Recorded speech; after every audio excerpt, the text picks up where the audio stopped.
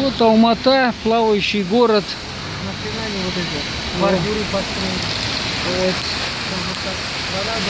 Вот, видите, высказывание. Бордюры неправильно поставили, говорят люди.